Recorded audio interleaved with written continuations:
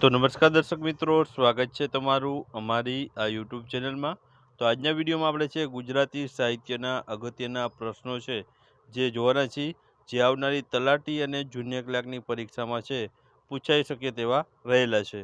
જો તમને આ વિડીયો પસંદ આવે તો વિડીયોને લાઇક કરજો, વિડીયોને તમારા મિત્રો સાથે શેર કરજો અને ચેનલને સબસ્ક્રાઈબ ન કરી હોય તો સબસ્ક્રાઈબ પણ કરી દેજો। તો ચાલો આપણે વિડીયોની શરૂઆત કરીએ। તો પહેલો પ્રશ્ન છે, સાધના નામના પ્રકાશનનો સમયગાળો જણાવો।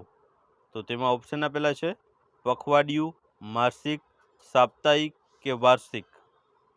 તો આ પ્રશ્નનો મિત્રો જવાબ આવશે ઓપ્શન સી, સાપ્તાહિક છે। આ સાધના નામનું પ્રકાશન છે તે પ્રકાશિત થતું હોય છે, તો તેનો સમયગાળો સાપ્તાહિક રહેલો છે। ત્યારબાદનો પ્રશ્ન જોઈએ તો કવિ વીર નર્મદ છે તેનો જન્મ કયા શહેરમાં થયો હતો। તો ચાર ઓપ્શન છે જુનાગઢ, ભાવનગર, સુરત કે પોરબંદર ખાતે।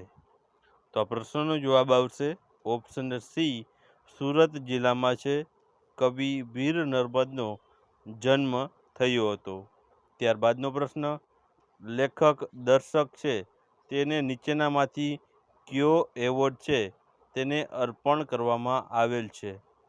તો ચાર ઓપ્શન આપેલા છે સરસ્વતી, શારદા, નાઇટ કે રાઇટ। તો આ પ્રશ્નનો જવાબ આવશે ઓપ્શન એ, સરસ્વતી નામનો એવોર્ડ છે તે લેખક દર્શકને છે અર્પણ કરવામાં આવેલો છે। ત્યારબાદનો પ્રશ્ન જોઈએ તો અર્વાચીન સાહિત્યના આદ્ય પ્રવર્તક છે તે કોણ છે। તો ચાર ઓપ્શન છે ઝવેરચંદ મેઘાણી, નર્મદ, પૂજ્ય શ્રી મોટા કે પ્રેમાનંદ। તો આ પ્રશ્નનો જવાબ આવશે ઓપ્શન બી, નર્મદ છે તેઓ અર્વાચીન સાહિત્યના છે તે આદ્ય પ્રવર્તક રહેલા છે। ત્યારબાદનો પ્રશ્ન, વેશ્યમ પાયન કયા સાહિત્યકારનું તખલ્લુસ છે। તો ચાર ઓપ્શન છે શિવાનંદ અધર્વ્યુ, હરીન્દ્ર દવે, કરશનદાસ માણેક કે ત્રિભુવન ત્રિવેદીનું। તો આ પ્રશ્નનો મિત્રો જવાબ આવશે ઓપ્શન સી, કરશનદાસ માણેક છે તેઓનું આ તખલ્લુસ વેશ્યમ પાયન છે તે રહેલું છે। મિત્રો તાજેતરની પરીક્ષામાં પણ છે આ પ્રશ્ન પૂછાઈ ચૂક્યો છે। ત્યારબાદનો પ્રશ્ન જોઈએ તો અમાસના તારા જે કૃતિ છે તેના કર્તા કોણ છે। તો ચાર ઓપ્શન છે કિશનસિંહ ચાવડા, યશવંત મહેતા, ધૂમકેતુ કે દલપતરામ। તો આ પ્રશ્નનો મિત્રો જવાબ આવશે ઓપ્શન એ, કિશનસિંહ ચાવડા છે તેઓ આ અમાસના તારા જે કૃતિ છે તેના કર્તા રહેલા છે। ત્યારબાદનો પ્રશ્ન જોઈએ તો હિમાલયનો પ્રવાસ છે તે કોના દ્વારા લખાયેલ છે। તો ચાર ઓપ્શન છે તેનસિંહ, સ્વામી સચ્ચિદાનંદજી, ગુણવંત શાહ કે કાકા કાલેલકર। તો આ પ્રશ્નનો મિત્રો જવાબ આવશે ઓપ્શન ડી, કાકા સાહેબ કાલેલકર છે તેમના દ્વારા છે આ હિમાલયનો પ્રવાસ છે તે લખવામાં આવ્યો છે। ત્યારબાદનો પ્રશ્ન, ગુજરાતી સાહિત્ય અકાદમી દ્વારા કયું માસિક બહાર પાડવામાં આવે છે। તો ચાર ઓપ્શન છે ભાષા વૈભવ, શબ્દ સૃષ્ટિ, પરબ કે સાહિત્ય સૃષ્ટિ। તો મિત્રો આ પ્રશ્નનો જવાબ આવશે ઓપ્શન બી, શબ્દ સૃષ્ટિ નામનું જે માસિક છે તે ગુજરાત સાહિત્ય અકાદમી દ્વારા જે બહાર પાડવામાં આવે છે। ત્યારબાદનો પ્રશ્ન, મધ્યકાલીન ગુજરાતી સાહિત્ય માટે આ ગાળો કયો સમય સૂચવે છે। તો ચાર ઓપ્શન આપેલા છે 15મી સદીથી 17મી સદી, 12મી સદીથી 15મી સદી, 11મી સદીથી 15મી સદી કે 16મી સદીથી 18મી સદી।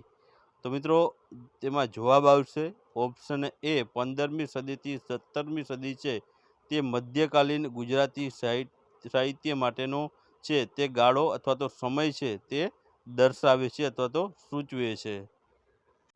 ત્યારબાદનો આપણે પ્રશ્ન જોઈએ તો પીતાંબર પટેલનું તખલ્લુસ જણાવો। તો ચાર ઓપ્શન છે ફિલસૂફ, મકરંદ, હિમાલય કે સૌજન્ય। તો તો આ પ્રશ્નનો મિત્રો જવાબ આવશે ઓપ્શન ડી, જે સૌજન્ય છે તે પીતાંબર પટેલનું તખલ્લુસ રહેલું છે. ત્યારબાદનો પ્રશ્ન, કેવલ્ય ગીતાના સર્જકનું નામ જણાવો. તો 4 ઓપ્શન છે નરસિંહ મહેતા, પ્રેમાનંદ, મીરા કે અખો. તો આ પ્રશ્નનો મિત્રો જવાબ આવશે ઓપ્શન ડી, અખો છે તેમણે છે આ કેવલ્ય ગીતા નામનું સર્જન છે તેમના દ્વારા કરવામાં આવ્યું છે. મિત્રો આ કેવલ્ય ગીતા નામનો જે પ્રશ્ન છે તે ઘણી પરીક્ષાઓમાં છે વારંવાર છે પૂછાઈ ચૂક્યો છે. ત્યારબાદ આંધળી માનો કાગળ છે તે કોની રચના છે. તો 4 ઓપ્શન આપેલા છે કૃષ્ણલાલ શ્રીધરાણી, ઇન્દુલાલ ગાંધી, વેણીભાઈ પુરોહિત કે પિનાકીન ઠાકોર.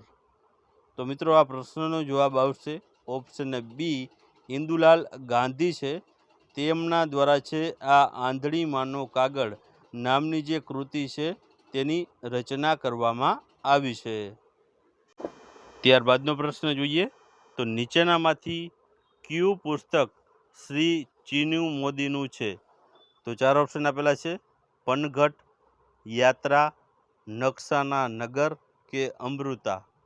તો આ પ્રશ્નનો જવાબ આવશે ઓપ્શન સી, નકશાના નગર નામનું જે પુસ્તક છે તે ચીનુ મોદીનું રહેલું છે. ત્યારબાદનો પ્રશ્ન છે ગુજરાતી ભાષાના આદિ કવિ કોને કહેવામાં આવે છે. તો 4 ઓપ્શન છે દયારામ, દલપતરામ, પ્રેમાનંદ કે નરસિંહ મહેતાને.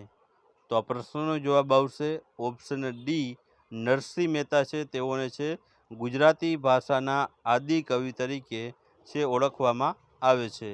ત્યારબાદનો પ્રશ્ન, સ્મરણ યાત્રા જે પુસ્તક છે તેના લેખક કોણ છે. તો 4 ઓપ્શન છે અમૃતલાલ વેગડ, કિશોરલાલ મસરૂવાળા, મહેન્દ્ર મેઘાણી કે કાકા સાહેબ કાલેલકર. તો આ પ્રશ્નનો જવાબ આવશે ઓપ્શન ડી, કાકા સાહેબ કાલેલકર છે તેમના દ્વારા છે આ સ્મરણ યાત્રા નામનું પુસ્તક છે લખવામાં આવ્યું છે. ત્યારબાદનો પ્રશ્ન જોઈએ તો સિદ્ધહેમ શબ્દાનું શાસન છે તે શાનો ગ્રંથ છે. તો 4 ઓપ્શન છે વ્યાકરણ, કાવ્યશાસ્ત્ર, રાજનીતિ કે દંડનીતિ. તો આ પ્રશ્નનો જવાબ આવશે ઓપ્શન એ, તે વ્યાકરણ ગ્રંથ છે રહેલો છે.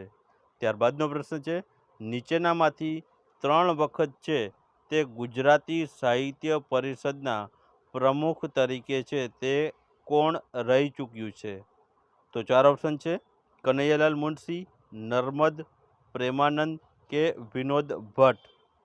તો આ પ્રશ્નનો જવાબ આવશે ઓપ્શન એ, કનૈયાલાલ મુનશી છે તેઓ ગુજરાતી સાહિત્ય પરિષદના પ્રમુખ તરીકે તેઓ 3 વખત રહી ચૂક્યા છે.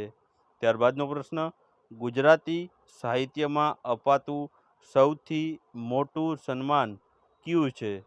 તો 4 ઓપ્શન છે જય ભિખ્ખુ એવોર્ડ, અંબુભાઈ પુરાણી એવોર્ડ, રણજીતરામ સુવર્ણચંદ્રક કે એકલવ્ય એવોર્ડ. તો આ પ્રશ્નનો જવાબ આવશે ઓપ્શન સી, રણજીતરામ જે સુવર્ણચંદ્રક છે તે ગુજરાતી સાહિત્યમાં અપાતો સૌથી મોટું સન્માન છે તે રહેલું છે.